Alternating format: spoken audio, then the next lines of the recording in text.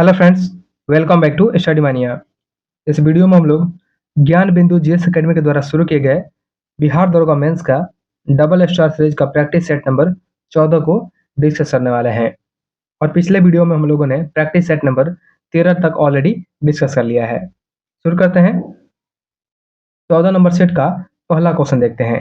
देखिए, पहला क्वेश्चन जो दिया गया है इसमें है कि विरामावस्था से राहुल अपनी साइकिल को चलाना शुरू करता है और 30 सेकंड में 6 मीटर पर सेकंड का वेग प्राप्त करता है। वह इस प्रकार से ब्रेक लगाता है कि साइकिल का वेग अगले 5 सेकंड में कम होकर के 4 मीटर पर सेकंड हो जाता है। दोनों स्थितियों में साइकिल के त्वरण का गणना करना है। यहाँ पे साइकिल का त्वरण निकालना है दोनों स्थिति में। सबसे पहले देखेंगे पहला वाला स्थिति। स्थिति नंबर 1 जो है इसमें क्या है, प्रारंभिक वेग जो है u हमारा 0 हो जाएगा और अंतिम वेग यानी v जो है ये हो जाएगा 6 मीटर पर सेकंड हो जाएगा। और टाइम की बात करते हैं तो t जो हो जाएगा कितना हो जाएगा 30 सेकंड हो जाएगा। 30 सेकंड हमारा इसमें टाइम हो जाएगा। तो यहाँ पे क्या निकालना हमको, त्वरण यानी एस्केलेशन निकालना है। तो एस्केलेशन जो हो जाएगा यह हो जाएगा v minus u divide by t हो जाएगा। यानी एस्केलेशन जो आएगा हमारा यह आएगा 60 मीटर पर सेकंड माइनस 0 मीटर पर सेकंड आ जाएगा और डिवाइड बाई 30 सेकंड हो जाएगा। यानी यह हो जाएगा हमारा 6/30 1/5 यानी 0.2 मीटर पर सेकंड स्क्वायर हो जाएगा। 0.2 मीटर पर सेकंड स्क्वायर हो जाएगा स्थिति एक में। वही बात करेंगे दूसरे स्थिति में क्या हो जाएगा। तो दूसरा स्थिति में जो प्रारंभिक वेग है u हमारा दिया गया है, u जो है यह 6 मीटर पर सेकंड है और v जो इसमें 4 मीटर पर सेकंड है। 4 मीटर पर सेकंड है और यहाँ पे t हमारा कितना हो जाएगा 5 सेकंड हो जाएगा। t जो है हमारा 5 सेकंड है। तो अगर यहाँ से हम लोग a निकालते हैं ये हो जाएगा 4 मीटर पर सेकंड माइनस 6 मीटर पर सेकंड और डिवाइड बाई टाइम जो हमारा कितना है 5 सेकंड दिया गया है।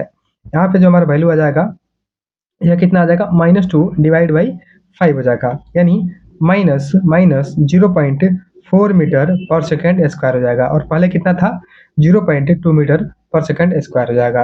यानी साइकिल का त्वरण जो है पहली स्थिति में 0.2 मीटर पर सेकंड होता है और दूसरी स्थिति में -0.4 मीटर पर सेकंड स्क्वायर होता है। तो यहाँ पे हमारा आंसर क्या हो जाएगा, ऑप्शन बी हो जाएगा 0.2 मीटर पर सेकंड स्क्वायर से लेकर के माइनस 0.4 मीटर पर सेकंड स्क्वायर। यहाँ पे दोनों स्थितियों का बारे में दिया गया है। तो ऑप्शन बी हमारा राइट आंसर है। नेक्स्ट है, अगले क्वेश्चन पे आते हैं, क्वेश्चन नंबर 2। देखिए यहाँ पे दूसरा क्वेश्चन दिया गया है कि भारतीय संविधान में संसदीय विशेषाधिकारों के संदर्भ में निम्नलिखित कथनों पर विचार कीजिए। आगे हम लोग देखते हैं स्टेटमेंट नंबर 1। देखिए पहला कथन जो है इसमें दिया गया है कि भारत का जो अनुच्छेद है 105 आर्टिकल 105 संसद के दोनों सदनों और उनके सदस्यों के विशेषाधिकारों से संबंधित है। यानी कथन नंबर 1 हमारा सही दिया गया है। यहाँ पे जो दूसरा दिया गया है कि संसदीय विशेषाधिकार जो है राष्ट्रपति को भी प्राप्त है, ये गलत हो जाएगा क्योंकि राष्ट्रपति को संसदीय विशेषाधिकार जो प्राप्त नहीं है। आर्टिकल 88 की बात करते हैं, इसी के तहत जो है महान्यायवादी को यानी अटॉर्नी जनरल को संसदीय विशेषाधिकार प्राप्त है, इसलिए दूसरा कथन जो है गलत है। और तीसरा है संसदीय विशेषाधिकारों को संहिताबद्ध नहीं किया गया है, यह भी सही दिया गया है। यानी स्टेटमेंट नंबर 1 और 3 जो हमारा सही दिया गया है। पूछा गया है कौन सा सही है, तो 1 और 3 सही है, ऑप्शन सी हमारा राइट आंसर है। नेक्स्ट है, अगला क्वेश्चन है क्वेश्चन नंबर 3। तीसरा क्वेश्चन जो है मैथ्स है, इसका आंसर हमारा ऑप्शन 1 हो जाएगा। अगला क्वेश्चन देखते हैं क्वेश्चन नंबर 4। चौथा क्वेश्चन है सूची 1 और 2 का मिलान करना है। सूची 1 में खगोलीय पिंड है और सूची 2 में विवरण या इसका विशेषता दिया गया है। सबसे पहले धूमकेतु। देखिए धूमकेतु क्या होता है, धूमकेतु आकाश में धूल, बर्फ और गैस से निर्मित पिंड होते हैं जो सूर्य के परवलयाकार पथ पर अनियमित परिक्रमा करते हैं। तो यहाँ पे हमारा मिलान 3 हो जाएगा कि गैस एवं धूल से बने बर्फीले पिंड जिनकी लंबी पूंछ होती है उसे हम लोग क्या बोलते हैं, धूमकेतु बोलते हैं। और एक होता है क्षुद्र ग्रह। क्षुद्र ग्रह क्या होता है, तो मंगल और बृहस्पति की कक्षाओं के बीच में जो पाए जाने वाले चट्टानी पिंड होते हैं, इन्हीं को हम लोग क्षुद्र ग्रह बोलते हैं। इसे लघु ग्रह भी कहा जाता है। और एक होता है उल्का पिंड। उल्का पिंड क्या होता है, अंतरिक्ष में घूमने वाले धूल और मलबे के जो टुकड़े होते हैं उसी को हम लोग उल्का पिंड कहते हैं। और साथ ही ध्यान देंगे कि 2006 में प्लूटो को ग्रह की सूची से हटा करके क्षुद्र ग्रह की सूची में शामिल किया गया था। नेक्स्ट है, अगला क्वेश्चन देखते हैं। अगला है क्वेश्चन नंबर 5। देखिए 5वां क्वेश्चन है कि नीचे 2 कथन दिए गए हैं जिसमें एक को अभिकथन ए तथा दूसरे को कारण आर कहा गया है। आगे हम लोग देखते हैं। सबसे पहले अभिकथन ए है कि कालीबंगन से प्राप्त खेत के प्रमाण हड़प्पा कृषि में बहुफसली प्रणाली का संकेत देते हैं। देखिए पहला अभिकथन जो है हमारा ए सही दिया गया है। कालीबंगन कहाँ पे है, इसको भी ध्यान देंगे। कालीबंगन जो है यह स्थित है राजस्थान में। राजस्थान में कालीबंगन हो जाएगा। तो कालीबंगन से जुते हुए खेत के साक्ष्य मिले हैं जो आरंभिक हड़प्पा स्थलों से संबंधित है। दूसरा है, वहां हल की रेखाएं एक दूसरे को समकोण पर काटती हुई पाई जाती है। ये भी सही दिया गया है, यानी इसका कारण जो है यह भी सही हो जाएगा। यहाँ पूछा गया कौन सा कथन सही है, तो ए और आर जो है दोनों सही है और आर एक ही सही व्याख्या करता है। ऑप्शन बी हमारा राइट आंसर है। नेक्स्ट है, अगला क्वेश्चन देखते हैं। Question number 6। छठा क्वेश्चन है, निम्नलिखित कथनों पर विचार कीजिए। कथन नंबर 1 है हमारा कि वर्ष 1944 ईस्वी में ब्रेटन वुड्स नामक एक स्थान पर संयुक्त राष्ट्र मौद्रिक एवं वित्तीय सम्मेलन में विश्व बैंक का गठन किया गया था। देखिए यह कथन जो है पहला वाला बिल्कुल सही है कि 1944 में ब्रेटन वुड्स सम्मेलन हुआ था। उसी में संयुक्त राष्ट्र मौद्रिक एवं वित्तीय सम्मेलन में विश्व बैंक का गठन किया गया था। पहला कथन जो हमारा बिल्कुल सही है। दूसरा है कि विश्व बैंक के गठन का उद्देश्य द्वितीय विश्व युद्ध के बाद पुनर्निर्माण के लिए पैसे का इंतजाम करना था। दूसरा कथन भी सही दिया गया है, यानी कथन नंबर 1 और 2 दोनों सही है। ऑप्शन डी हमारा राइट आंसर हो जाएगा। नेक्स्ट है, अगला क्वेश्चन देखते हैं। Question number 7। 7 नंबर क्वेश्चन है, किसी ईमेल क्लाइंट में साइन इन करने के लिए सामान्यतः किस जानकारी की आवश्यकता होती है। तो किसी ईमेल क्लाइंट में साइन इन करने के लिए उपयोगकर्ताओं को अपना ईमेल पता और पासवर्ड की आवश्यकता होती है। यहाँ पे ऑप्शन बी हमारा राइट आंसर हो जाएगा। नेक्स्ट है, अगला क्वेश्चन है। क्वेश्चन नंबर 8 है, निम्नलिखित कथनों पर विचार कीजिए। बताना है कौन सा कथन जो है इसमें से सत्य है यानी सही दिया गया है। सबसे पहला कथन है कि बक्सर के युद्ध में मीर कासिम की सेना का नेतृत्व गुरगिन खां के द्वारा किया गया था। देखिए पहला कथन हमारा सही है कि जो बक्सर का युद्ध हुआ था 1764 में, यह किया गया था 1764 में किया गया था। इसमें मीर कासिम की सेना का नेतृत्व जो है गुरगिन खान ने किया था। दूसरा कथन है कि इलाहाबाद की प्रथम संधि क्लाइव और अवध के नवाब सुजाउद्दौला के मध्य में संपन्न हुआ था।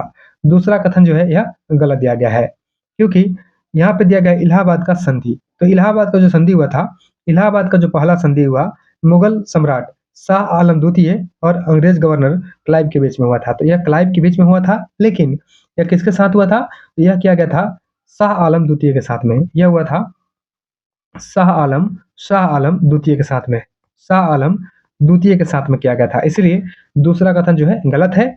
और तीसरा कथन क्या है कि कंपनी को मुगल सम्राट शाह आलम द्वितीय से अस्थायी रूप से बंगाल, बिहार और उड़ीसा की दीवानी प्राप्त हुई थी। यहाँ पे तीसरा कथन जो है सही दिया गया है। और यहाँ पे 2 चीजें ध्यान देना है कि इलाहाबाद का जो संधि हुआ था, तो पहला वाला संधि किया गया था 12 अगस्त 1765 को इलाहाबाद का पहला संधि होता है।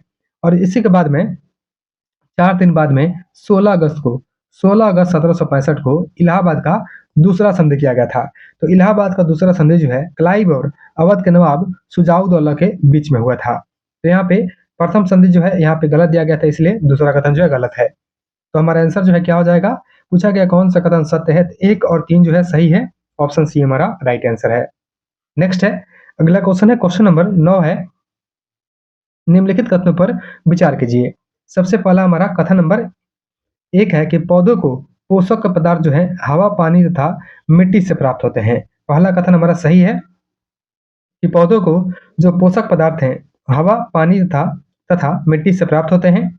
दूसरा है नाइट्रोजन, फास्फोरस, पोटेशियम, कैल्शियम इत्यादि पौधे के सूक्ष्म पोषक तत्व हैं। देखिए यहाँ पे बोला गया है कि नाइट्रोजन, फास्फोरस, पोटेशियम और कैल्शियम ये सभी क्या है, पौधे के सूक्ष्म पोषक तत्व हैं। तो दूसरा कथन जो है यह गलत है, क्योंकि जो पोषक तत्वों का नाम दिया गया है यह क्या है, बृहद पोषक तत्व है। यानी पौधों को इन पोषकों में से कुछ की अधिक मात्रा चाहिए होती है, इसलिए क्या बोलते हैं, बृहद पोषक तत्व बोलते हैं। तो नाइट्रोजन, फास्फोरस, पोटेशियम, कैल्शियम जो है यह क्या है, बृहद पोषक तत्व है। इसलिए दूसरा कथन जो है गलत हो जाएगा।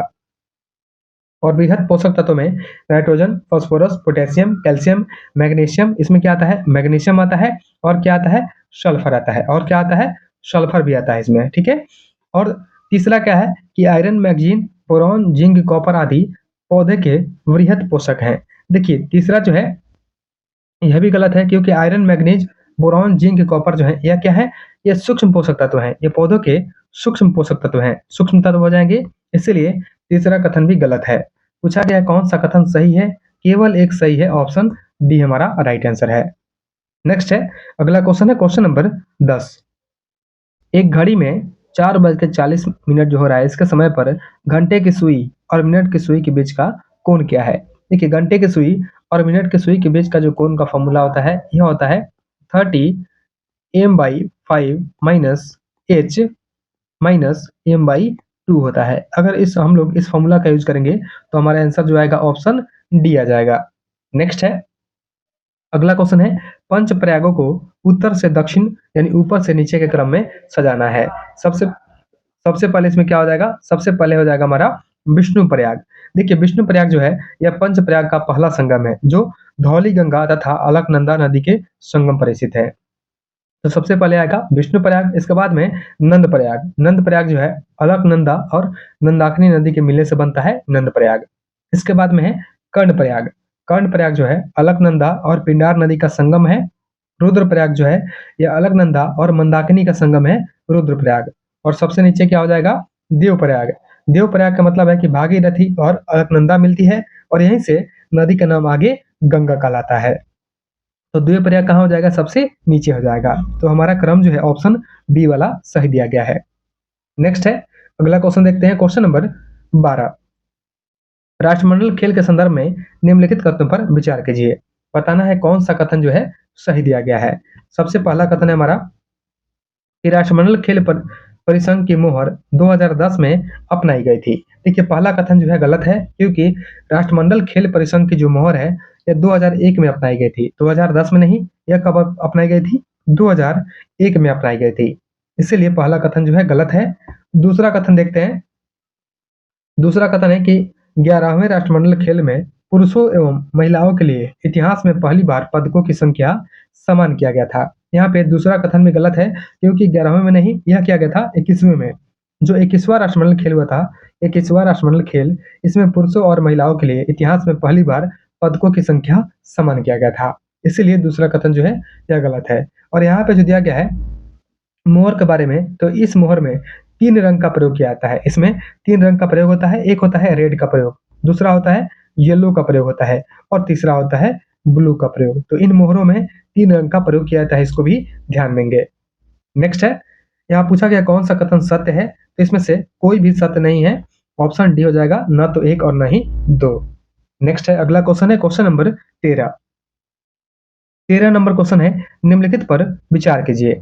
सबसे पहले है ऑक्टोपस, व्हेल और डॉल्फिन उपयुक्त में से किस में या किन में श्वसन के लिए गिल यानी क्लोम नहीं होते हैं? तो क्लोम जो है यह व्हेल में नहीं होते हैं और डॉल्फिन में नहीं होते हैं, लेकिन ऑक्टोपस में होते हैं।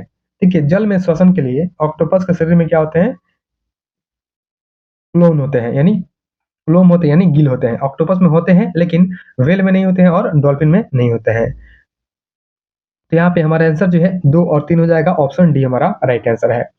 और साथ ही ध्यान देंगे कि जो ऑक्टोपस होते हैं ये अपने गलफड़े यानी गिल्स के द्वारा पानी से ऑक्सीजन प्राप्त करते हैं, और व्हेल और डॉल्फिन दोनों ही स्तनधारी हैं। इनके पास गलफड़े नहीं होते हैं, ये फेफड़ों के माध्यम से हवा में सांस लेते हैं। नेक्स्ट है, अगला क्वेश्चन है क्वेश्चन नंबर 14। 14 नंबर क्वेश्चन जो है मैथ्स है, इसका आंसर हमारा ऑप्शन बी हो जाएगा। नेक्स्ट है, अगला क्वेश्चन है कि भारतीय संविधान के आर्टिकल 395 के द्वारा निम्नलिखित में से किस अधिनियम को निरस्त किया गया था? तो इसमें जो निरस्त किया गया था, इसमें कौन सा शामिल था? इसमें भारत शासन अधिनियम 1935 को निरस्त किया गया था। भारतीय स्वतंत्रता अधिनियम 1947 को भी निरस्त किया गया था। और क्या है? प्रिवी काउंसिल या क्षेत्राधिकार समाप्ति अधिनियम 1949, ये जो है इसमें शामिल नहीं है, यानी 1 और 2 जो है शामिल है। ऑप्शन बी हमारा राइट आंसर है। और यहाँ पे ध्यान देंगे, हम लोग बात करते हैं आर्टिकल 393 का। तो आर्टिकल 393 जो है इसमें क्या दिया गया है?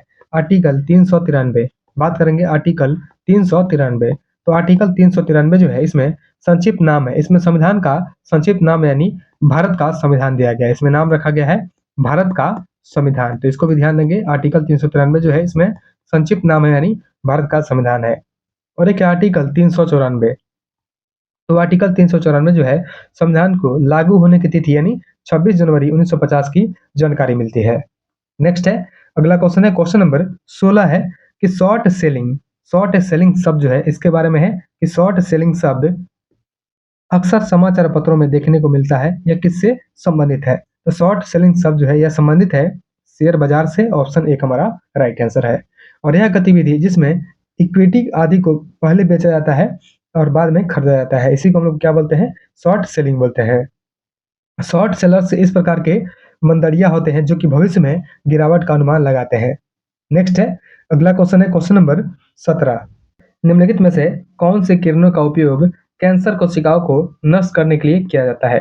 तो कैंसर कोशिकाओं को नष्ट करने के लिए गामा किरणों का प्रयोग होता है, ऑप्शन सी हमारा राइट आंसर है।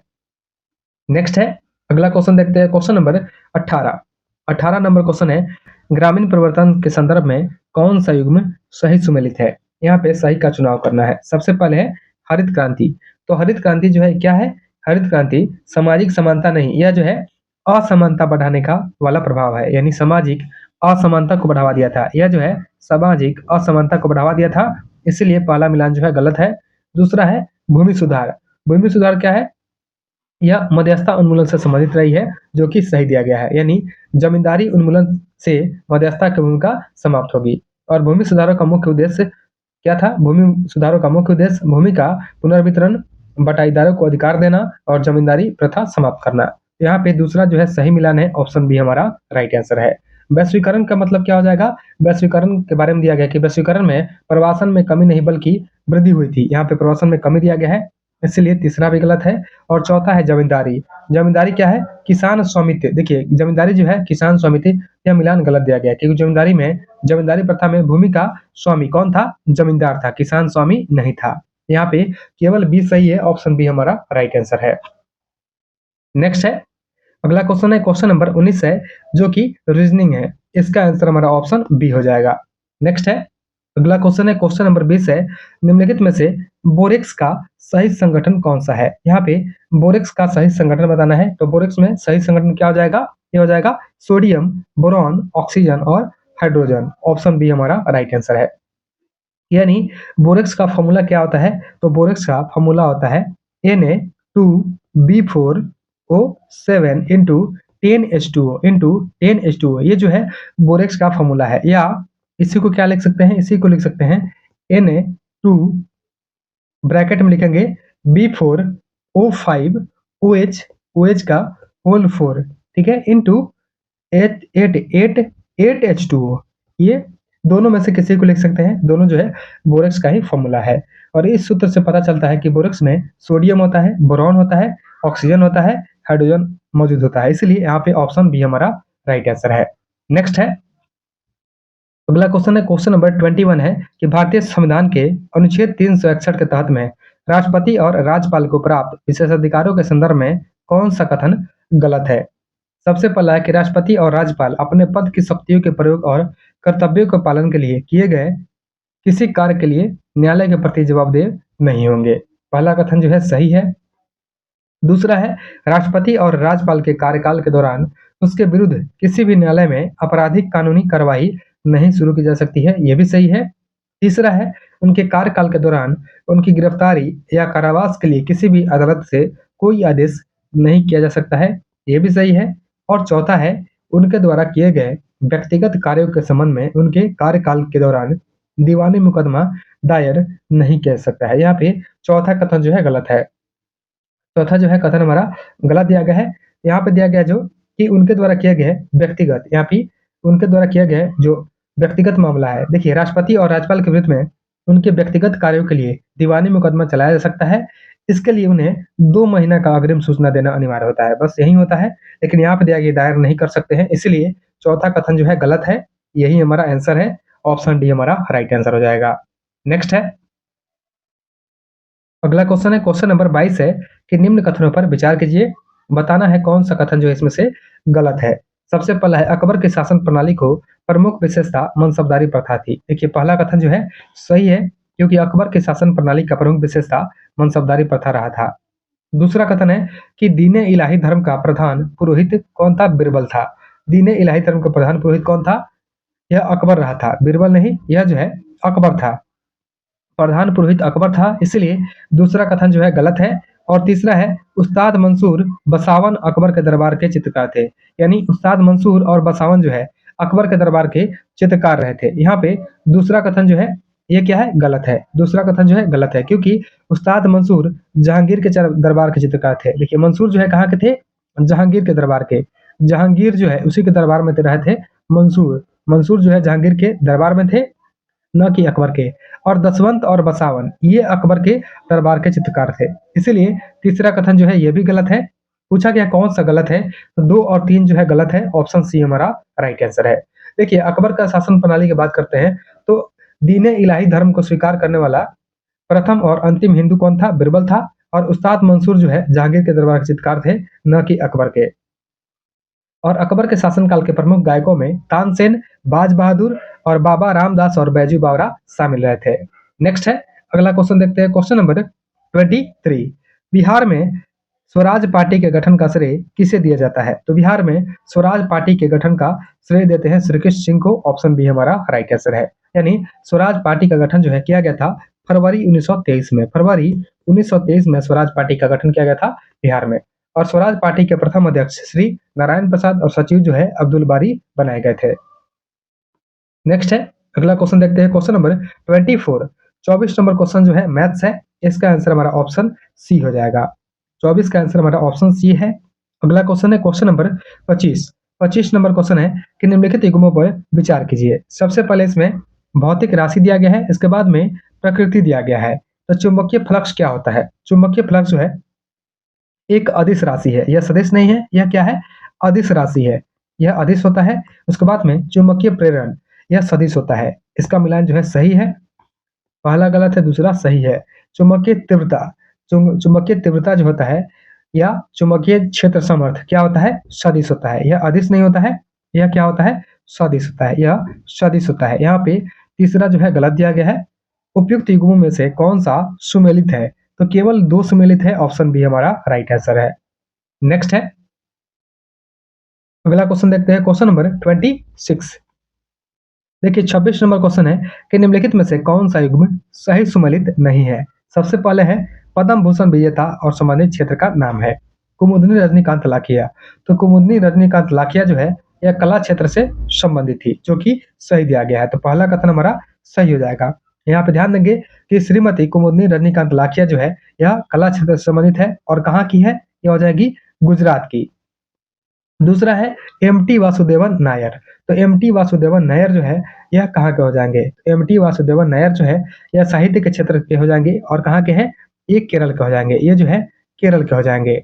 उसके बाद में तीसरा देखते हैं, तीसरा क्या दिया गया है? तीसरा है दुबुर नागेश्वर रेड्डी। तो दुबुर नागेश्वर रेड्डी जो है यह दवा के क्षेत्र से संबंधित है। दुबुर नागेश्वर रेड्डी जो है दवा के क्षेत्र से संबंधित हो जाएंगे, यानी चिकित्सा के क्षेत्र से हैं। और ये कहाँ के हैं? ये हो जाएंगे तेलंगाना के। ये तेलंगाना के हो जाएंगे। तो यहाँ पे तीसरा मिलान जो है गलत है। और जगदीश सिंह खेहर, जगदीश सिंह खेहर जो है यह सार्वजनिक मामलों से संबंधित है। और ये कहाँ के हो जाएंगे? ये हो जाएंगे चंडीगढ़ के हो जाएंगे। ये चंडीगढ़ के हो जाएंगे। यहाँ पूछा गया है कि कौन सा सुमेलित नहीं है, तो ऑप्शन सी सुमेलित नहीं है। ऑप्शन सी हमारा राइट आंसर हो जाएगा। आगे देखते हैं क्वेश्चन नंबर 27। देखिए यहाँ पे क्वेश्चन नंबर 27 है कि निम्नलिखित कथनों पर विचार करें। सबसे पहले कथन नंबर 1 है हमारा कि भारत के मुख्य भूमि का विस्तार 8 डिग्री 4 मिनट उत्तर से 37 डिग्री 6 मिनट उत्तर अक्षांशों के बीच में है। पहला कथन हमारा सही है। दूसरा है कि भारत को देशांतरीय विस्तार 68 डिग्री 7 मिनट पूरब से 97 डिग्री 25 मिनट पूरब तक है। यह भी सही है। और भारत का सबसे दक्षिणी बिंदु इंदिरा पॉइंट, सबसे दक्षिणी बिंदु क्या है? इंदिरा पॉइंट, जो कि 6 डिग्री 45 मिनट उत्तरी अक्षांश में स्थित है। यह भी सही दिया गया है। पूछा गया है कौन सा कथन सही है, तो 1, 2, 3 तीनों सही है। ऑप्शन डी हमारा राइट आंसर है। नेक्स्ट है अगला क्वेश्चन है क्वेश्चन नंबर 28। 28 नंबर क्वेश्चन है कि कांग्रेस का लाहौर अधिवेशन 1929 के संदर्भ में निम्नलिखित कथनों पर विचार कीजिए। सबसे पहला कथन है इसका अध्यक्ष था सरदार वल्लभ भाई पटेल ने किया था। देखिए पहला कथन जो है यही गलत है, क्योंकि जो कांग्रेस का लाहौर अधिवेशन हुआ था 1929, इसके अध्यक्ष कौन बनाए गए थे? जवाहरलाल नेहरू। जेएल नेहरू जो है, जेएल नेहरू इसके अध्यक्ष बनाए गए थे, इसीलिए पहला कथन जो है गलत है। दूसरा है कि 26 जनवरी को प्रत्येक वर्ष पूर्ण स्वाधीनता दिवस मनाने का निर्णय लिया गया, यह सही दिया गया है लाहौर अधिवेशन के बारे में। और तीसरा है कि नेहरू समिति की रिपोर्ट को निरस्त घोषित कर दिया गया था, यह भी सही दिया गया है। यहाँ पूछा गया कौन सा कथन सही नहीं है, मतलब असत्य है, तो केवल एक गलत है, ऑप्शन बी हमारा राइट आंसर है।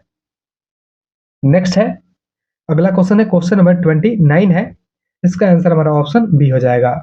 नेक्स्ट है, अगला क्वेश्चन है क्वेश्चन नंबर 30 है, निम्नलिखित कथन तथा कारण पर विचार कीजिए और नीचे दिए गए कूट की सहायता से सही उत्तर का चुनाव करना है। कथन एक हमारा, ओजोन जल के सूक्ष्म जीवों को मार देती है। देखिए ओजोन जो होता है जल के सूक्ष्म जीवों को मार देती है, यह कथन हमारा ए हमारा सही है, क्योंकि ओजोन एक शक्तिशाली ऑक्सीकरण एजेंट है और इसका उपयोग जल को कीटाणु रहित करने के लिए भी किया जाता है, जिससे सूक्ष्म जीव मर जाते हैं। कारण है कि ओजोन रेडियो एक्टिव नहीं है। देखिए इसका कारण भी सही दिया गया है, क्योंकि ओजोन जो होता है, ओजोन का मतलब क्या होता है? O3 होता है, एक स्थिर समस्थानिक है और स्वाभाविक रूप यह रेडियोधर्मी नहीं है। लेकिन ओजोन का कीटनाशक गुण उसके ऑक्सीकरण क्षमता के कारण है, न कि उसके गैर रेडियो एक्टिव के कारण। इसलिए यहाँ पे आर, कारण आर जो है कथन ए का सही व्याख्या नहीं है। यहाँ पे कारण भी सही है लेकिन इसका व्याख्या नहीं है, ऑप्शन बी हमारा राइट आंसर है। नेक्स्ट है, अगला क्वेश्चन है क्वेश्चन नंबर 31 है कि फ्योन्स का संबंध निम्नलिखित में से किससे है? तो फ्योन्स जो है घिसी हुई रेत अथवा बालू तथा रंग और चिपचिपे पदार्थ के मिश्रण को पका करके बनाया गया पदार्थ होता है। ऑप्शन सी हो जाएगा हमारा, फ्योन्स जो होता है बालू तथा रंग और चिपचिपे पदार्थ से बनाया गया मिश्रण है। ऑप्शन सी हमारा राइट आंसर है। देखिए फ्योन्स को कृत्रिम रूप से तैयार किया जाता है और इससे बनी वस्तुओं पर एक चिकनी परत चढ़ाई जाती है, जो प्रायः नीले या हल्के समुद्री हरे होते हैं। और फ्योन्स से मन के चूड़िया चूड़िया, बाले और छोटे बर्तन बनाए जाते हैं। और हड़प्पा सभ्यता में फ्योन से बने हुए वस्तुएं दुर्लभ और कीमती माने गए थे। नेक्स्ट है, अगला क्वेश्चन देखते हैं क्वेश्चन नंबर 32। 32 नंबर जो क्वेश्चन है इसमें दिया गया है सूची 1 और 2 का मिलान करना है। सूची 1 में राज्य का नाम है और सूची 2 में मंदिर का नाम है। सबसे पहले है गुजरात। गुजरात में क्या है? सूर्य मंदिर। गुजरात में सूर्य मंदिर है। गोवा में मंगेशी मंदिर है, गोवा में मंगेशी मंदिर। पश्चिम बंगाल में विष्णुपद मंदिर, पश्चिम विष्णुपुर मंदिर, पश्चिम बंगाल में विष्णुपुर मंदिर है और कर्नाटक में विट्ठल मंदिर हो जाएगा। तो यहाँ पे हमारा मिलान जो है ऑप्शन बी है, 1 4 2 3। नेक्स्ट है, अगला क्वेश्चन है क्वेश्चन नंबर 33। 33 नंबर क्वेश्चन है कि चंपारण कृषि जांच समिति के अध्यक्ष कौन थे, जिसमें गांधी जी भी सदस्य थे? तो इसके अध्यक्ष थे एफ जी सलाई। ऑप्शन बी हमारा राइट आंसर है। देखिए चंपारण कृषि जांच समिति के अध्यक्ष एफ जी सलाई थे और यह समिति 1917 में चंपारण सत्याग्रह के दौरान किसानों की समस्याओं की जांच करने के लिए बिहार के तत्कालीन लेफ्टिनेंट गवर्नर एडवर्ड गेट के द्वारा गठित की गई थी। और महात्मा गांधी इस समिति के सदस्य के रूप में शामिल थे। और अन्य सदस्यों में क्या थे? एलसी आदामी थे, राजा हरिहर प्रसाद थे, नारायण सिंह थे और डीजे रेड्डी इसमें शामिल रहे थे। और इस समिति ने तीन कठिया प्रणाली को समाप्त करने का सिफारिश किया था। नेक्स्ट है, अगला क्वेश्चन है क्वेश्चन नंबर 34 जो है इसका आंसर हमारा ऑप्शन बी हो जाएगा। अगला क्वेश्चन है क्वेश्चन नंबर 35 है, इसमें सूची 1 और 2 का मिलान करना है। सूची 1 में सबसे पहले है वॉशिंग सोडा। तो वॉशिंग सोडा का फॉर्मूला होता है हमारा सोडियम कार्बोनेट। और सोडियम कार्बोनेट क्या होता है? ये होता है Na2CO3, यही जो होता है सोडियम कार्बोनेट होता है। दूसरा है कॉस्टिक सोडा। तो कॉस्टिक सोडा जो होता है यह सोडियम हाइड्रोक्साइड होता है, यानी NaOH होता है, NaOH होता है सोडियम हाइड्रोक्साइड। तीसरा है नीला थोथा। तो नीला थोथा जो है क्या है? Copper sulphate. कॉपर सल्फेट जो है नीला थोथा है। इसका फॉर्मूला हमारा होता है CuSO4 into 5H2O into 5H2O। ये क्या है? नीला थोथा यानी कॉपर सल्फेट है। और हाइपो जो होता है ये क्या होता है? सोडियम थायोसल्फेट, यानी इसका फॉर्मूला होता है हमारा Na2H2O3। यह सोडियम थायोसल्फेट का फॉर्मूला होता है। यानी हमारा आंसर जो है 4 1 2 3 है। ऑप्शन डी हमारा राइट आंसर है। नेक्स्ट है, अगला क्वेश्चन है कि भारत के प्रधानमंत्री के सही कालक्रम में पहचान करना है।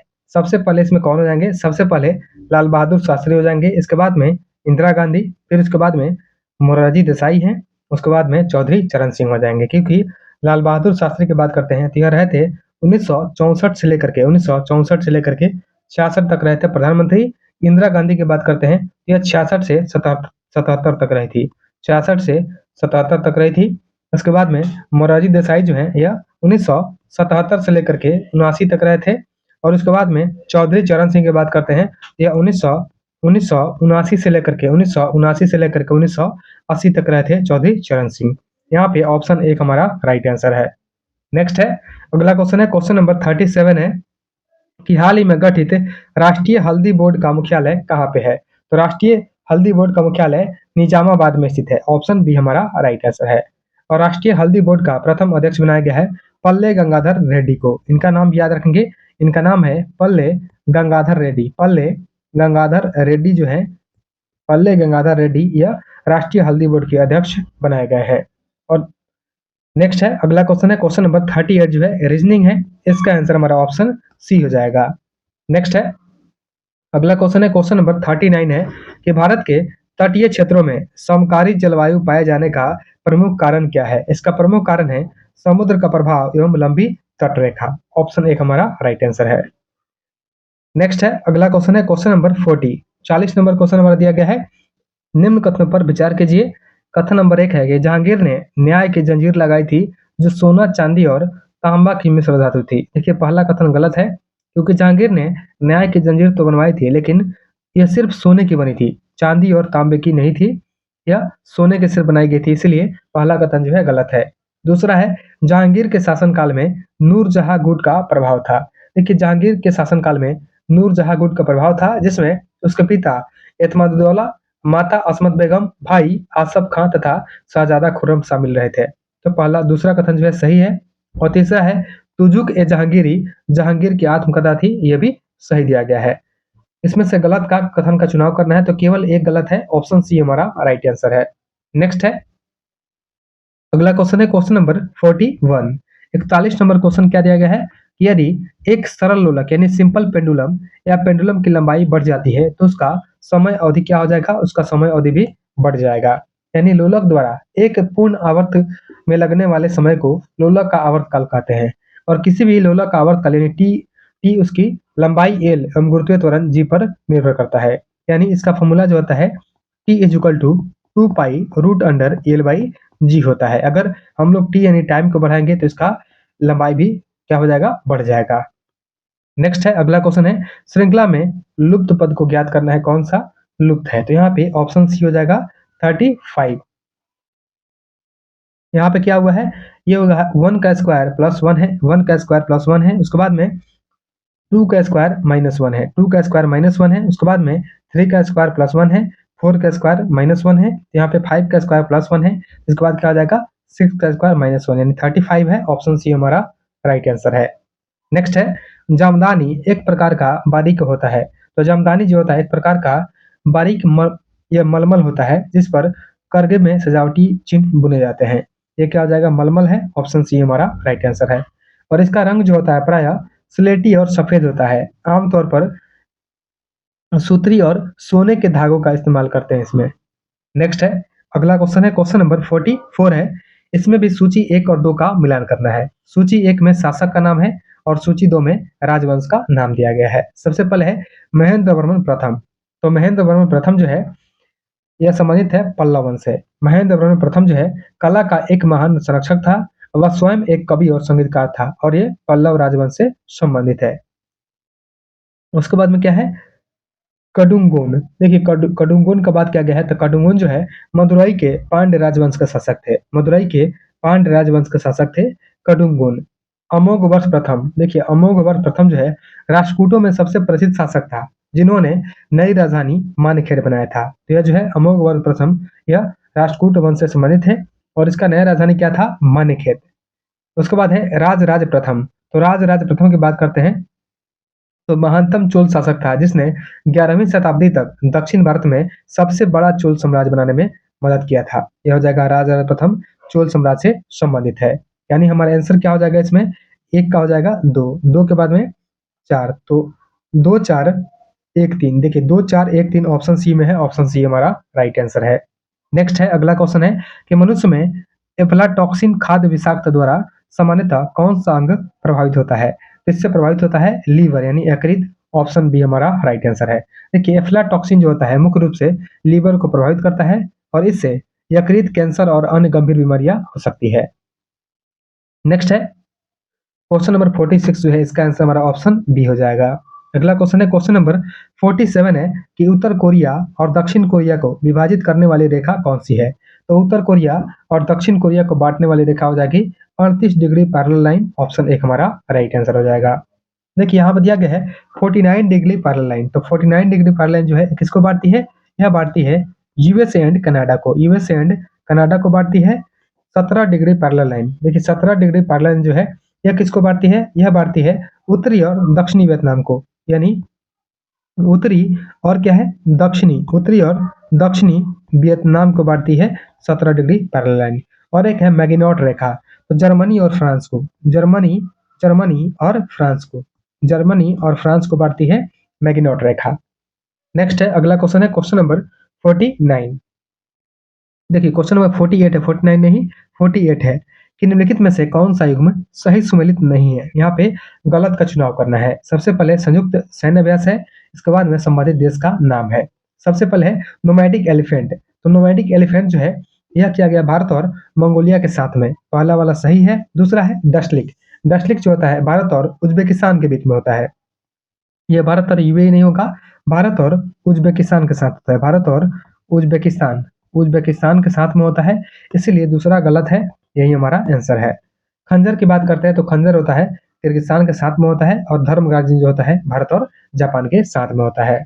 नेक्स्ट है अगला क्वेश्चन है भारत के सर्वोच्च न्यायालय के न्यायाधीश को पद से हटाने की प्रक्रिया के संबंध में निम्नलिखित कथनों पर विचार करें। कथन नंबर 1 है कि हटाने का प्रस्ताव पर लोकसभा के कम से कम 50 सदस्य और राज्यसभा के 100 सदस्यों से हस्ताक्षरित होनी चाहिए। देखिए सबसे पहले देखेंगे कि हटाने का जो आधार होता है यह सिद्ध कदाचार या अक्षमता होता है और इसका शुरुआत कैसे करते हैं, किसी भी सदन में पेश किया जा सकता है और लोकसभा में 50 नहीं, लोकसभा में 100 सदस्य और राज्यसभा में 50 सदस्यों के हस्ताक्षर होने चाहिए, इसलिए पहला कथन जो है गलत है। आगे देखते हैं कथन नंबर 2। दूसरा कथन है कि प्रस्ताव को संसद के विशेष बहुमत से पारित होना अनिवार्य है, जो कि सही दिया गया है। और तीसरा है कि पद से हटाने का आधार सिद्ध कदाचार एवं अक्षमता का होना अनिवार्य है, यह भी सही दिया गया है। यहाँ पे कथन 2 और 3 जो है सही है, ऑप्शन बी हमारा राइट आंसर है। नेक्स्ट है अगला क्वेश्चन है क्वेश्चन नंबर 50 है, निम्नलिखित कथनों पर विचार कीजिए और नीचे दिए गए कूट की सहायता से उत्तर का चयन कीजिए। देखिए कथन नंबर 1 है हमारा कि स्वदेशी तकनीक से निर्मित प्रथम भारतीय उपग्रह आर्यभट्ट है, जो कि सही दिया गया है। यहाँ पे कथन नंबर 1 हमारा सही है और साथ ही ध्यान देंगे इसे 19 अप्रैल 1975 को सोवियत संघ रूस के बैकानूर अंतरिक्ष केंद्र से इंटर कॉस्मोस प्रक्षेपण यान से पृथ्वी के निकट पृथ्वी कक्षा में स्थापित किया गया था। तो पहला कथन हमारा सही है। दूसरा कथन है अमेरिका अपने पहले प्रयास में ही मंगल पर पहुंचने वाला विश्व का पहला देश है। देखिए दूसरा कथन जो है गलत दिया गया है। भारतीय वैज्ञानिकों द्वारा पूर्ण रूप से तैयार मंगल मिशन, जिसे मंगलयान नाम दिया गया है, यह 24 सितंबर 2014 को सुबह 8 बजे मंगल की कक्षा में प्रवेश कर गया था और इसके साथ ही पहले प्रयास में मंगल पर पहुंचने वाला भारत विश्व का पहला देश बन गया था। अमेरिका नहीं है, भारत जो है विश्व का पहला देश है जो कि मंगल पर पहुंचने वाला पहला देश है पहले ही प्रयास में, इसलिए दूसरा कथन जो है गलत है। यहाँ पूछा गया है कौन सा कथन सत्य है, केवल एक सही है, ऑप्शन एक हमारा राइट आंसर है। नेक्स्ट है अगला क्वेश्चन है क्वेश्चन नंबर 51 है, यहाँ पे सूची 1 और 2 का मिलान करना है। सूची 1 में दिया गया है शेर तथा बाघ, शेर तथा बाघ जो है दूसरे जंतु को खाते हैं, इसका मिलान 3 है। शाकाहारी जो होता है क्या होता है, पादप एवं पादप उत्पाद जो खाते हैं यह शाकाहारी होते हैं। पालक और फूलगोभी यह सब्जियां हैं।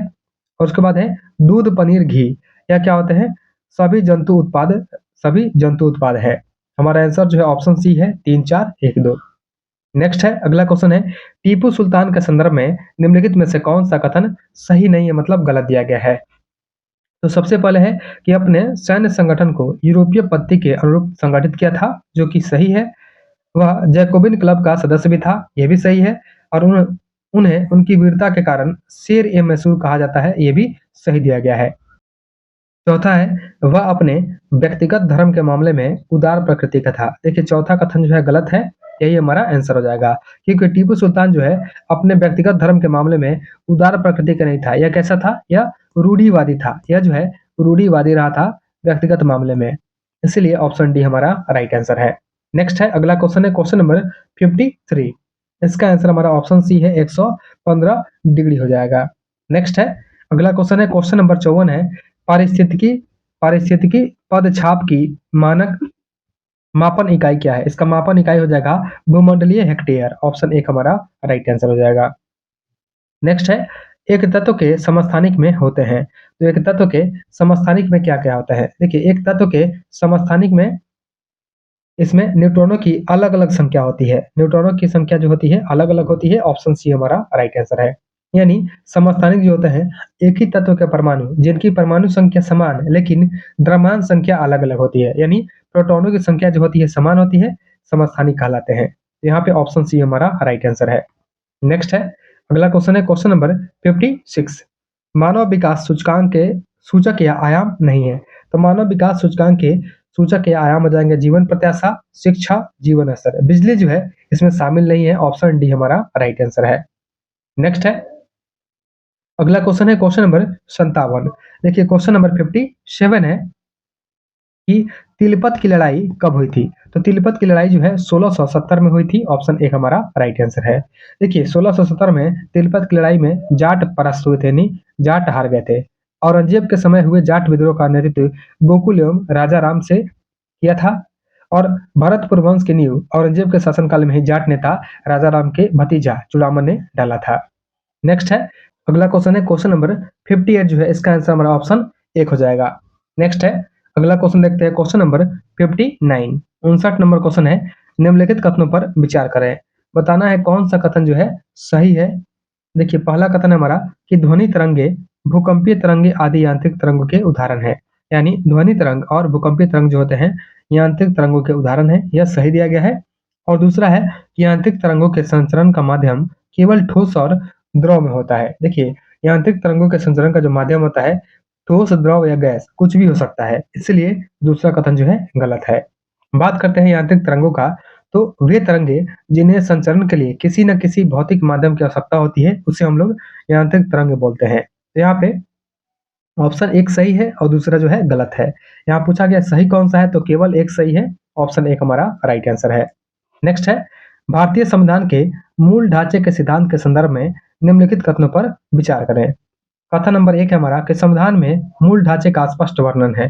देखिए मूल ढांचा शब्द का प्रयोग जो है संविधान में नहीं किया गया है। यह एक न्यायिक नवाचार है जो संविधान की मूल भावना की रक्षा करती है, इसलिए पहला कथन जो है गलत है।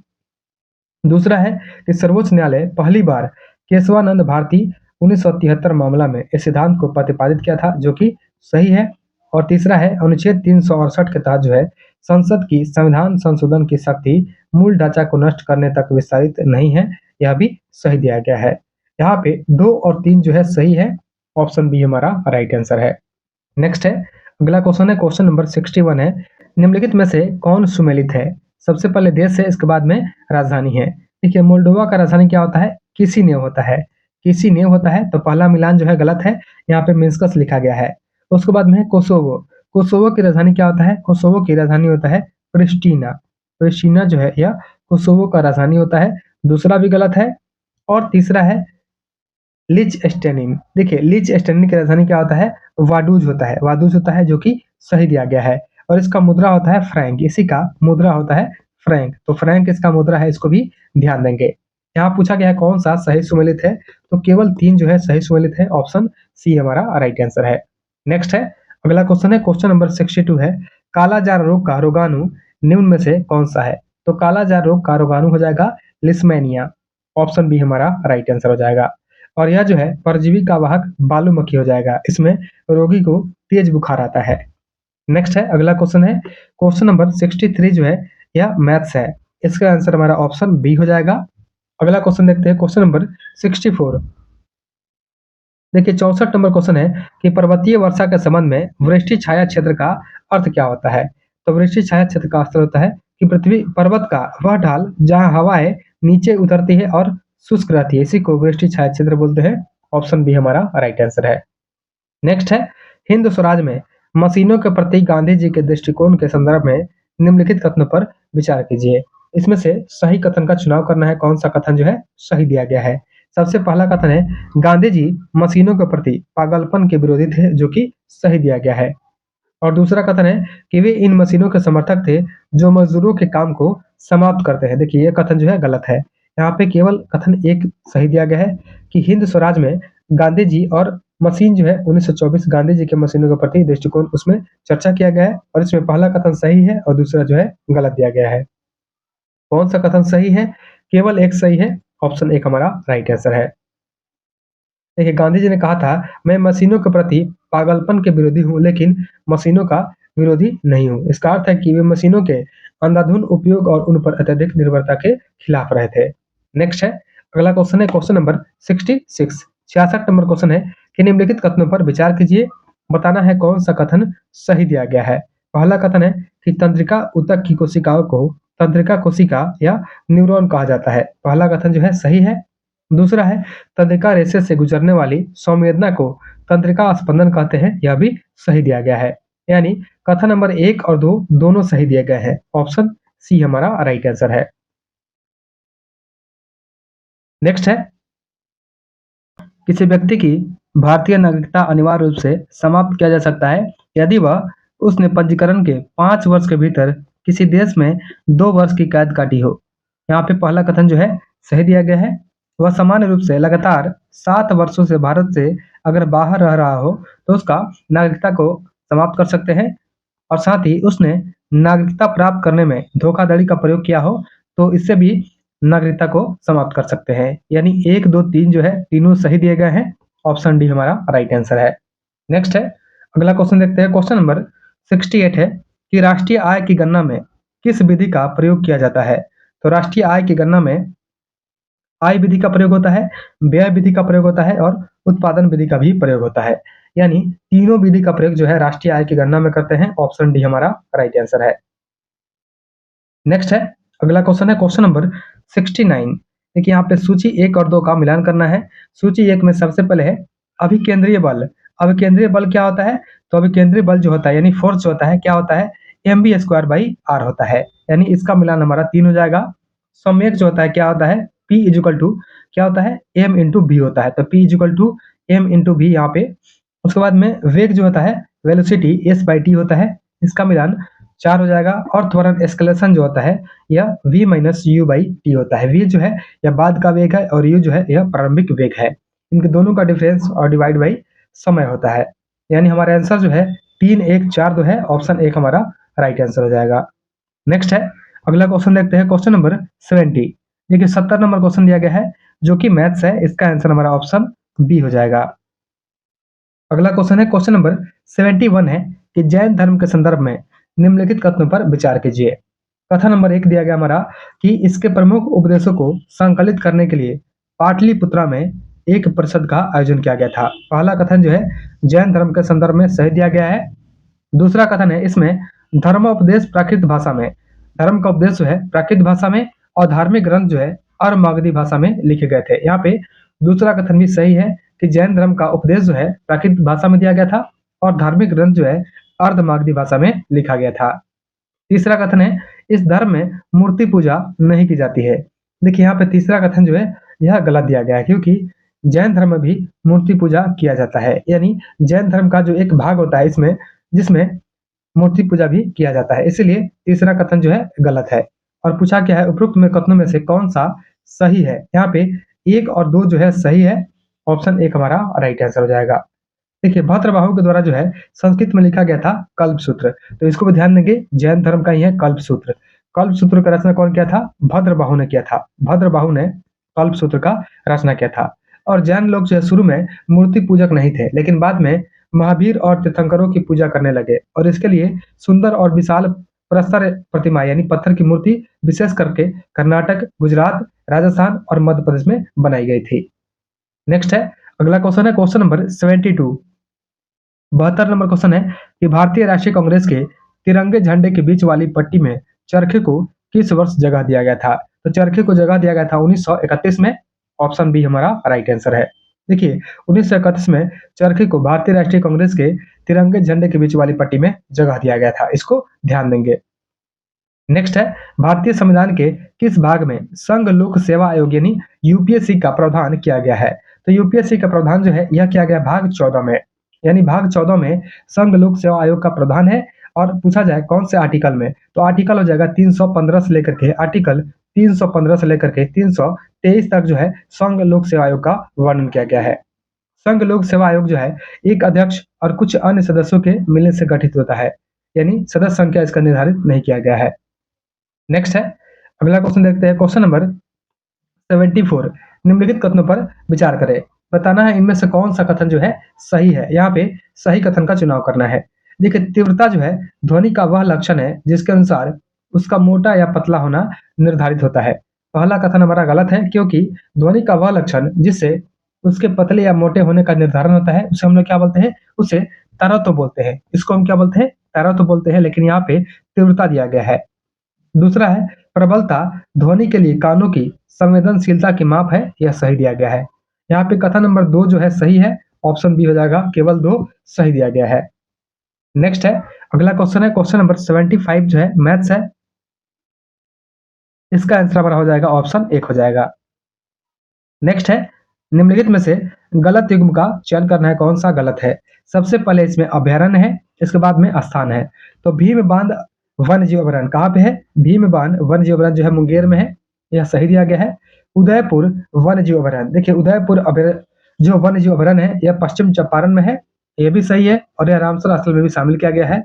बड़ैला सलीम अली पक्षी अभयारण्य, तो बड़ैला सलीम अली पक्षी अभयारण्य कहाँ पे है? दरभंगा में नहीं है, यह जो है वैशाली में है, यह वैशाली में है। तीसरा कथन जो है गलत है, यानी यही हमारा आंसर है। यहाँ पे गलत कथन का चुनाव करना था। और नागी बांध पक्षी अभयारण्य कहाँ पे है? जमुई में। नागी और नगटी दोनों जमुई में हो जाएगा। नेक्स्ट है अगला क्वेश्चन है सुल्ताना का स्वप्न नामक उल्लेखनीय कहानी की लेखिका कौन है? तो सुल्ताना का स्वप्न नामक कहानी का रचना जो है 1905 में रुकैया सखावत हुसैन ने किया था। कौन किया था? रुकैया सखावत हुसैन ने। कब किया था? यह किया गया था 1905 में किया गया था। यहाँ पे ऑप्शन बी हमारा राइट आंसर है। देखिए रुकैया सखावत जो है हुसैन ने 1910 में लड़कियों के लिए कोलकाता में एक स्कूल खोला और 1916 में उन्होंने अंजुमन ए ख्वातीन ए इस्लाम का स्थापना किया था। नेक्स्ट है अगला क्वेश्चन देखते हैं क्वेश्चन नंबर 78। 78 नंबर क्वेश्चन है निम्नलिखित कथनों पर विचार कीजिए। सबसे पहले कथन नंबर 1 है कि प्लास्टिड में अपना डीएनए होते हैं परंतु राइबोसोम में नहीं होते हैं। देखिए पहला कथन जो है हमारा पहला कथन हमारा गलत है कि प्लास्टिड में अपना डीएनए होते हैं परंतु राइबोसोम नहीं होते हैं। देखिए माइटोकॉन्ड्रिया की तरह ही प्लास्टिड में भी अपना डीएनए और राइबोसोम दोनों होते हैं, ध्यान देंगे। तो दूसरा कथन है कि जंतु कोशिका की राजधानियां बड़ी होती है जबकि पादप कोशिका की राजधानियां छोटी होती है। देखिए दूसरा कथन भी गलत है, जंतु कोशिका की राजधानियां छोटी होती है जबकि पादप कोशिकाओं की राजधानियां बड़ी होती है। तो यहाँ पे उल्टा दिया गया है, यहाँ पे दूसरा कथन भी गलत है। और तीसरा है कि माइटोकॉन्ड्रिया कोशिका का बिजली घर यानी पावर हाउस है, यह सही दिया गया है। आगे देखते हैं, आगे ऑप्शन दिया गया है कि उपरोक्त में से कौन सा कथन सही है। तो लास्ट वाला सही था, केवल 3, ऑप्शन सी हमारा राइट आंसर है। देखिए माइटोकॉन्ड्रिया जो होता है क्या होता है? पावर हाउस होता है, यानी बिजली घर कहा जाता है, क्योंकि यह जो है कोशिकीय श्वसन के माध्यम से भोजन को तोड़ करके 90% से अधिक ऊर्जा का उत्पादन करता है। नेक्स्ट है अगला क्वेश्चन है क्वेश्चन नंबर 79 है कि विश्व का सबसे बड़ा ग्लेशियर लैम्बर्ट ग्लेशियर किस महाद्वीप में स्थित है? तो विश्व का सबसे बड़ा ग्लेशियर जो है लैम्बर्ट ग्लेशियर यह अंटार्कटिका में स्थित है। ऑप्शन 1 हमारा राइट आंसर है। नेक्स्ट है अगला क्वेश्चन है कि संसद में बजट पारित होने के विभिन्न चरणों का सही अनुक्रम निम्नलिखित में से कौन सा हो जाएगा? देखिए बजट पारित होने का सही अनुक्रम को देखेंगे तो सबसे पहले इसमें बजट की प्रस्तुति की जाएगी, इसके बाद में विभागीय समितियों द्वारा इसका जांच होगा और इसके बाद में क्या हो जाएगा? विनियोग विधेयक पारित हो जाएगा। उसके बाद में वित्तीय विधेयक का पारित होना इसमें शामिल होता है, यानी 1 2 4 3 हमारा क्रम है। ऑप्शन 1 हमारा राइट आंसर है। देखिए संविधान का आर्टिकल 112 जो है इसी में यह प्रावधान है कि राष्ट्रपति प्रत्येक वित्त वर्ष में 1 अप्रैल से 31 मार्च में भारत सरकार के अनुमानित प्राप्तियों और व्ययों का विवरण संसदों के दोनों सदनों में प्रस्तुत कराएंगे। नेक्स्ट है, अगला क्वेश्चन देखते हैं, क्वेश्चन नंबर 81। 81 नंबर क्वेश्चन है, सूची 1 और 2 का मिलान करना है। सूची 1 में संधि का नाम है और सूची 2 में संधि पक्ष का नाम दिया गया है। सबसे पहले है सूरत की संधि। देखिए सूरत का जो संधि हुआ था यह किया गया था 1775 में। 1775 में सूरत का संधि हुआ था, रघुनाथ राव और अंग्रेजों के बीच में हुआ था। तो इसका मिलान हमारा 3 हो जाएगा कि 1775 में सूरत का संधि होता है, रघुनाथ राव और अंग्रेजों के बीच में होता है। इसके बाद में है देवगांव की संधि। तो देवगांव का संधि हुआ था 1803 में। 1803 में, इसको ध्यान देंगे कि 1803 में देवगांव का संधि हुआ था और यह भोसले और अंग्रेजों के बीच में हुआ था। भोसले और अंग्रेजों के बीच में हुआ था। राजपुर घाट की संधि। तो राजपुर घाट का जो संधि है यह कब किया गया था? राजपुर घाट का संधि किया गया था 1805 में। 1805 में राजपुर घाट का संधि किया गया था और यह होलकर तथा अंग्रेजों के बीच में किया गया था। होलकर और अंग्रेजों के बीच में हुआ था।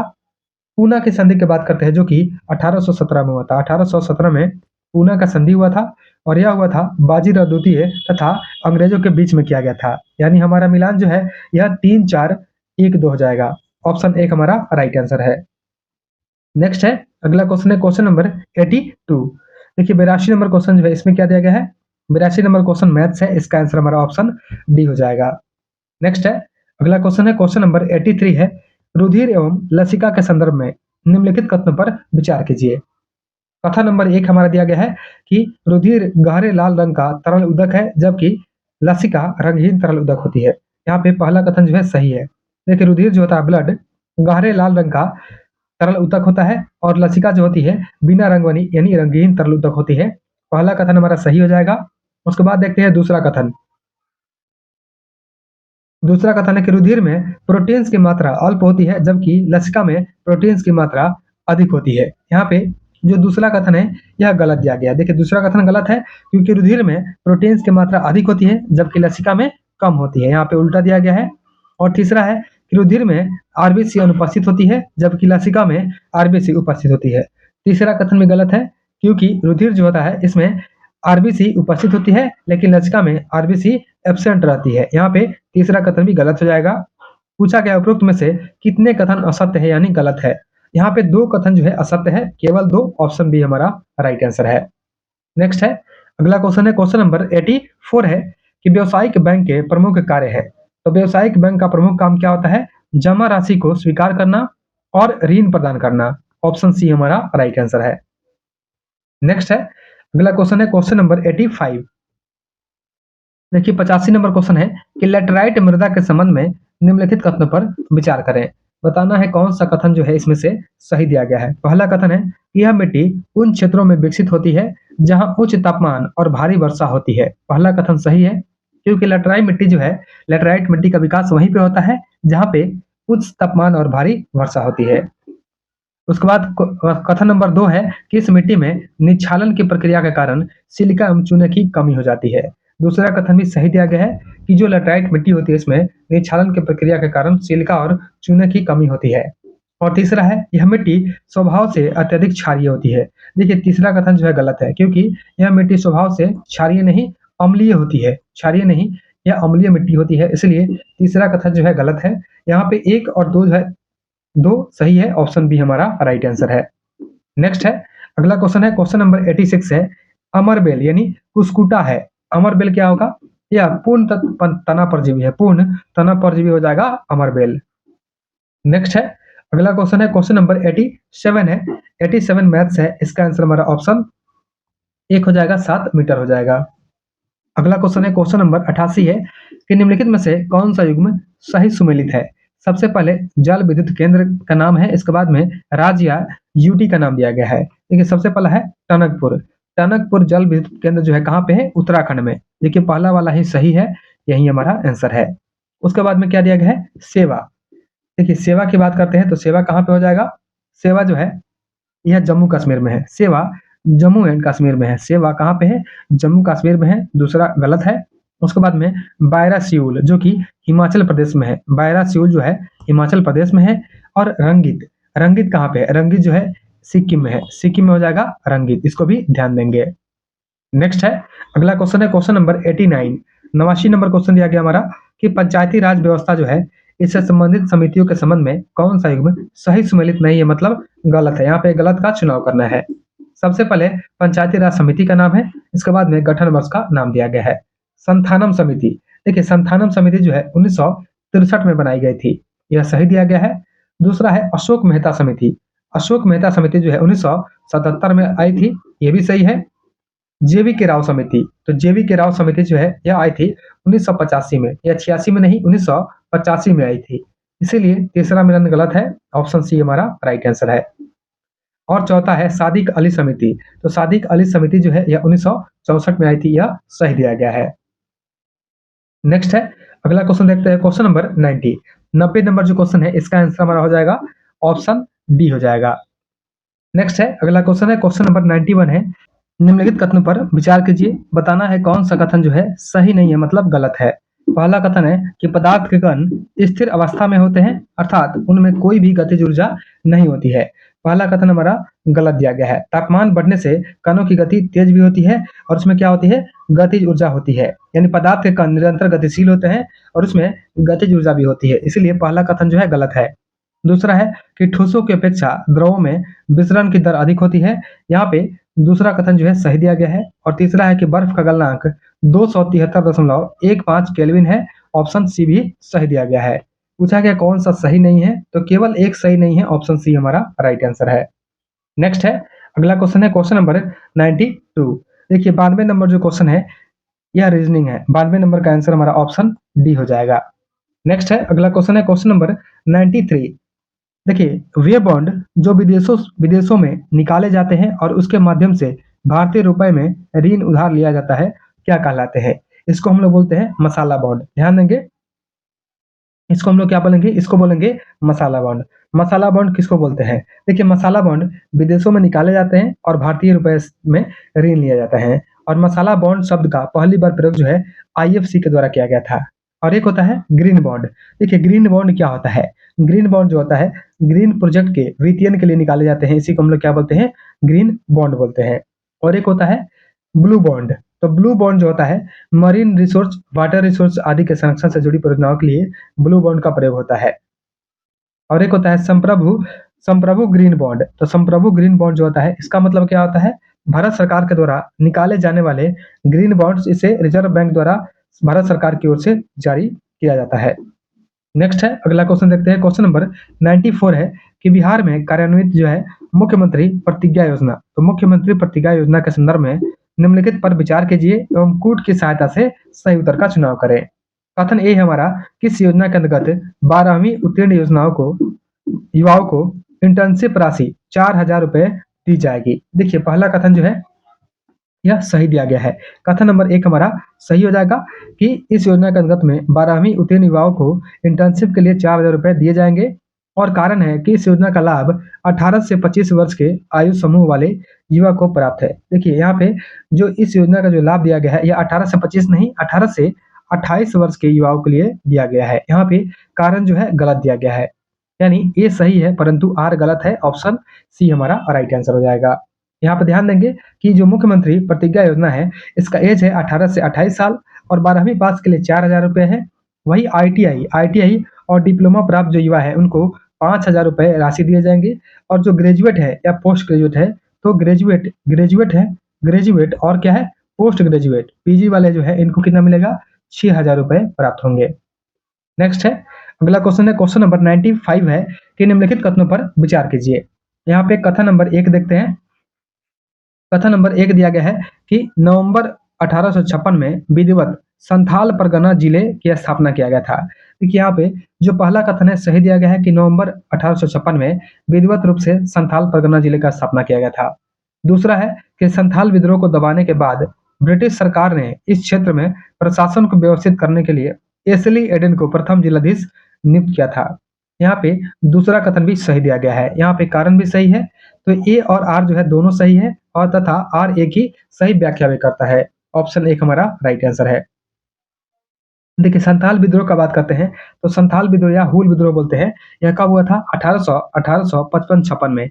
1855-56 में संथाल विद्रोह हुआ था और संथाल विद्रोह के प्रमुख नेता रहे थे सिद्धू और कान्हू रहे थे। नेक्स्ट है, अगला क्वेश्चन है, क्वेश्चन नंबर 96 है कि भारत का पहला लोक अदालत शिविर 1982 में कहाँ आयोजित किया गया था? तो भारत का पहला लोक अदालत शिविर जो है 1982 में जूनागढ़, गुजरात में इसका आयोजन किया गया था। ऑप्शन सी हमारा राइट आंसर है। देखिए, लोक अदालत का स्थापना जो है विधिक सेवा प्राधिकरण अधिनियम 1987 के द्वारा किया गया था, यानी अधिनियम जो है 1987 के द्वारा किया गया था। नेक्स्ट है, विषम संख्या का चयन करना, इसमें से कौन सा जो है विषम है, यह जो है मैथ्स है। इसका आंसर हमारा ऑप्शन सी हो जाएगा।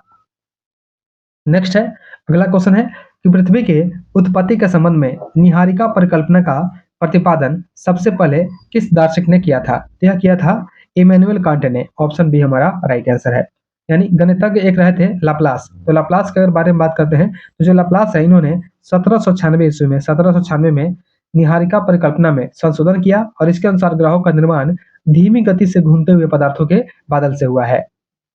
नेक्स्ट है, अगला क्वेश्चन है कि निम्न कथनों पर विचार कीजिए और बताना है कौन सा कथन जो है इसमें से सही दिया गया है। सबसे पहला कथन हमारा, किसी तत्व के सापेक्षिक परमाणु द्रव्यमान को उसके परमाणुओं के औसत द्रव्यमान का कार्बन 12 जो है कार्बन 12 परमाणु के द्रव्यमान के 1/12वें जल के अनुपात द्वारा परिभाषित किया जाता है। यह सही दिया गया है। पहला कथन हमारा सही हो जाएगा। दूसरा है कि नाइट्रोजन का परमाणु द्रव्यमान कार्बन के परमाणु द्रव्यमान से कम है। देखिए, दूसरा कथन जो है यह गलत दिया गया है, क्योंकि नाइट्रोजन का परमाणु द्रव्यमान जो है 14 होता है, जबकि कार्बन का क्या होता है 12 होता है। तो यहाँ पे गलत दिया गया है, नाइट्रोजन का 14 होता है और कार्बन का 12 होता है। तो यहाँ पे उल्टा दिया गया, कम नहीं, ये क्या है कार्बन से ज्यादा है नाइट्रोजन का। दूसरा कथन हमारा गलत हो जाएगा। उपरोक्त में से कौन सा कथन सही है? तो केवल एक सही है, ऑप्शन एक हमारा राइट आंसर है। नेक्स्ट है, अगला क्वेश्चन देखते हैं, क्वेश्चन नंबर 100, लास्ट क्वेश्चन है, नागार्जुन का मूल नाम क्या था? तो नागार्जुन का मूल नाम था वैद्यनाथ मिश्र। ऑप्शन सी हमारा राइट आंसर है। देखिए, नागार्जुन का मूल नाम वैद्यनाथ मिश्र तथा इनका उपनाम क्या था? यात्री। यात्री बाबा, यानी मैथिली में इनको यात्री बाबा या जन कवि भी कहा गया था। तो इनका और भी नाम था, उसको याद रखेंगे। जैसे मैथिली में इनको कहा गया था यात्री बाबा, यात्री बाबा कहा गया था, और क्या कहा गया था? इनको जन कवि भी कहा गया था, जन कवि भी कहा गया था। तो यहाँ पे ऑप्शन सी हमारा राइट आंसर हो जाएगा।